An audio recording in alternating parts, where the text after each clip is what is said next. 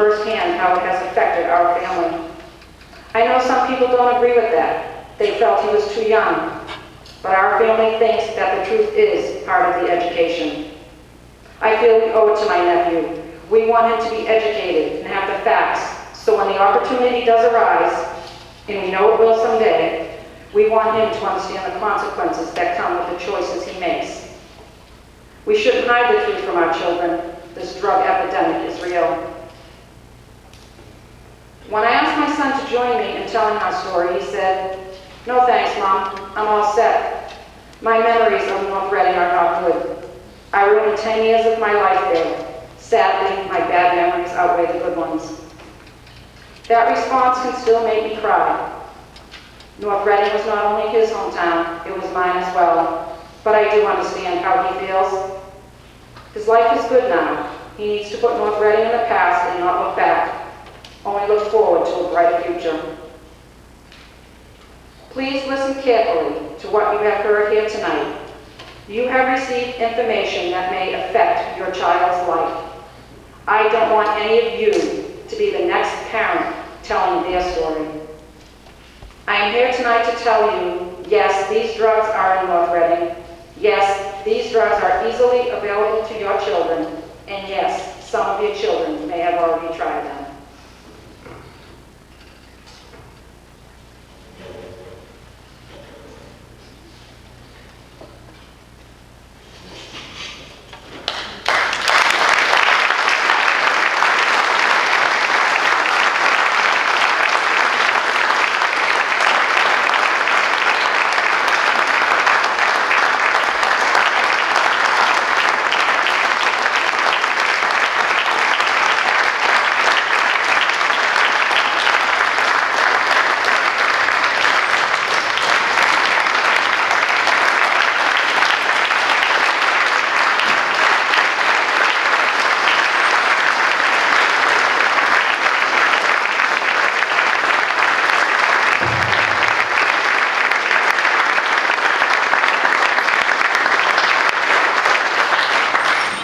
Hello, my name is Marcel.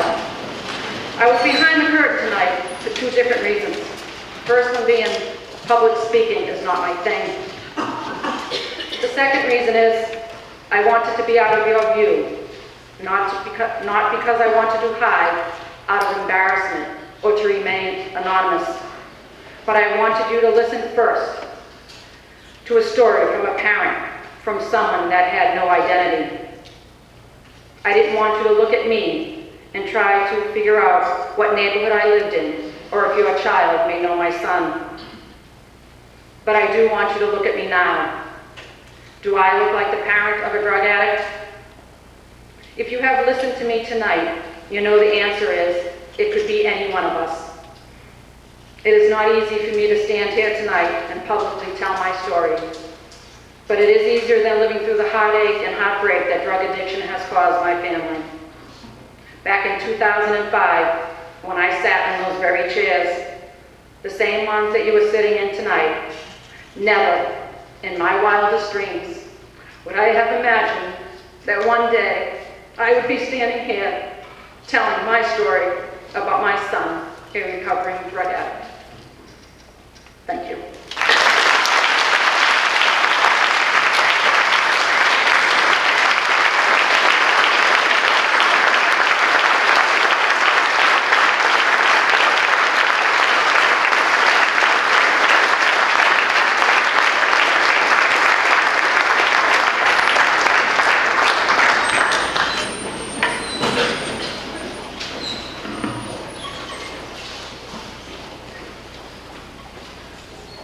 Thank you, and thank you and your family for being here tonight and sharing your story with us. Our last segment tonight, and I thank everybody for being very patient with us. We're trying to get as much information as we can out to you. Our next segment is going to be presented by Youth Services Director Erica Anton and Tom Ignacio. Erica has been the Director of North Reading Youth Services since November 2010. She works with youth to provide social and experiential activities for regular programs, field trips, and service projects for middle and high school aged youth. She previously worked in a behavioral treatment residence for teenage girls in Springfield, Massachusetts. Please welcome Youth Services Director Erica Anton and Detective Tom McAnonski.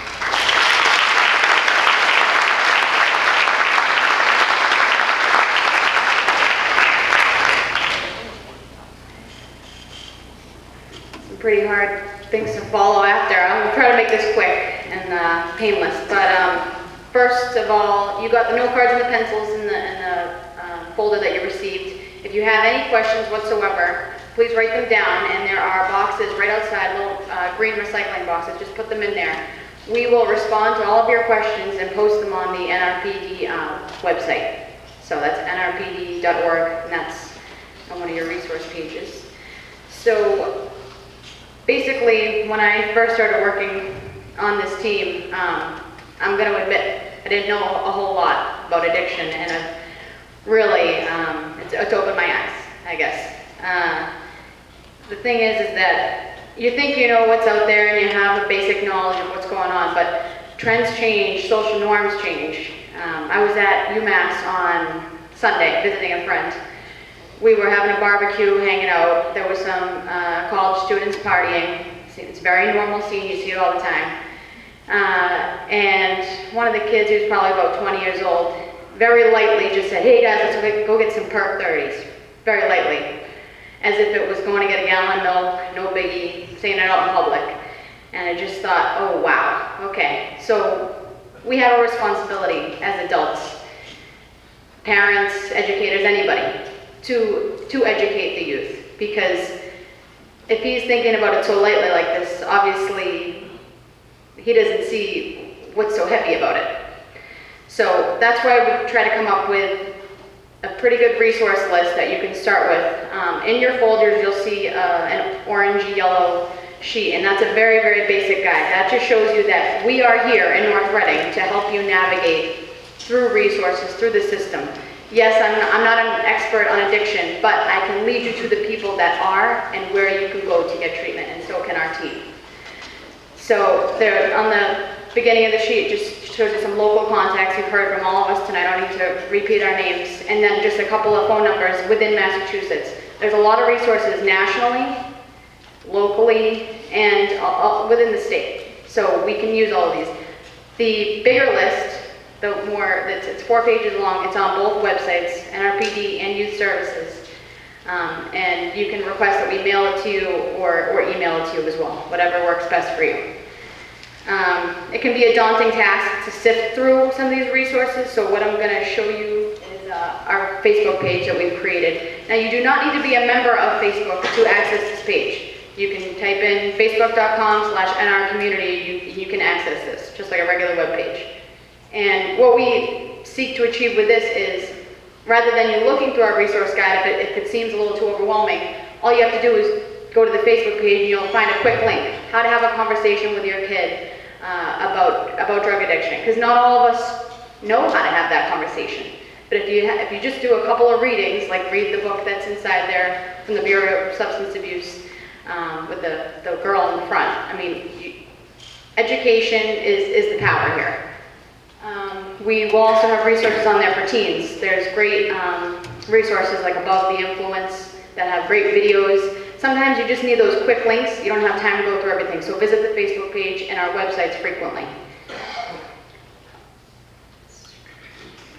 Okay, now I'm going to I'm sorry, and that's my website. And you'll find the resources obviously under the resource tab.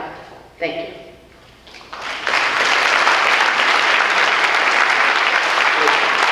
I'm going to make this quick as well, because we're about to wrap this up, but some of these steps that we're taking as a police department, in conjunction with the community impact team, we believe that the vision and future is to open up new lines of communication with the residents, something that was missing in the past from our agency. What we've seen is that other agencies within the Commonwealth have been very successful by using social networking to communicate with parents. We all have very busy schedules. It's often hard to sit down and do an hour to find out what's going on in your community, especially when it comes to drug awareness or local crime activity. What we're hoping to do is we're hoping to expand upon our social networking through Facebook, Twitter, and through our website and other resources to keep residents up to date. And as we all begin to utilize these tools more often, they will prove to be very valuable to keep parents and citizens up to date on what's going as far as public safety. So some of the steps that we're taking right now is through our department website, which I'm not going to get into, but has a wealth of information regarding to police department activities and resources available. We ask that you check that often. Our Facebook page, which we're hoping to use to keep people updated with pertinent local information, whether it's a road closing, a critical situation that may be in progress that you need to be notified on, or just upcoming events or drug awareness information. We hope that people will follow us here. We'll also utilize Twitter, which is along the same lines of social networking, to get messages out to the community. Okay, and then we've also created a couple things within the last few years to try and reduce the availability of drugs within the community. And our first step was our anonymous drug and crime tip line, which we found to be very successful. And just a heads up about anonymous tipping in general. We're not looking as a police department to lock everybody up. That's not our objective. But what this has allowed us to do is to gain valuable information on what is happening in our community. We don't always act upon these tips. So if someone calls, it doesn't mean someone's getting arrested in 10 minutes. That's not how it works. That's not how it's designed to work. This allows us to gather valuable intelligence so that we can head in the right direction when it comes to reducing the amount of drugs. Along those lines, we're happy tonight to announce that we're going to introduce our Text a Tip program, which you'll see an advertising campaign over the next couple months. And again, this is the value of getting information that we can sift through and make usable to reduce drugs in the community. The good thing about the TIP program being text is we know that our kids primarily are going to communicate nowadays through texting. And that's how they're going to communicate. So we're hoping to bridge that gap, that communication gap between us as law enforcement and with our kids to get information on what's happening. And again, we're not looking to lock these kids up. We're looking to reduce the problem. That's our primary objective. Okay, this is the last thing we'd like to introduce tonight, and this is a program with the Middlesex District Attorney's Office that Chief Murphy has paired up with Jerry Leone in order to bring a drug take-back program. We will be advertising this as well, but this is 24 hours a day and 7 days a week, and what our presenters have talked about today is getting those used and unneeded drugs out of your houses. Talk to your friends about these types of things, bring them down to the station, no questions asked. Drop them in the box, you're out the door in 10 seconds. We can't offer a better tool than that. These prescription take-back programs used to be once every 6 months in various communities. Now it's 24 hours a day, 7 days a week, 365 days a year. So it's a valuable resource, and we hope that you use it. The last thing I want to leave you with before we leave, okay, is a lot of times when we put these on, people want to know what they can do. And we hope that we've given you that information on what it is that you can do. So if you want to take action, follow these sites, stay up to date with information. We're going to provide it to you. Use the contacts we've provided you with to reach out to us. You can talk to us in private if you need to, if you just want to ask a question. Use the valuable resources that we've shown you are available to you, and it'll lead towards a safer community. And again, that's what I just went over, is using these things and participating. Thank you.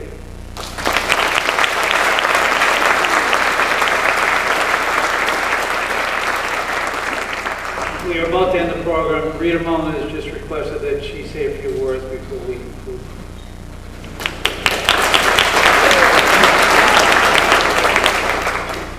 You've heard about half a dozen professional speakers tonight, and I want to just mention to you, you've heard two unprofessional speakers, Donna representing her family, and Sean. And they spoke to you to save you people, hopefully, the heartache that they and their families have gone through. If it means anything to you, their bravery, I ask you to, tomorrow, find 10 people, 10 neighbors, 10 friends, 10 family members, and speak to them.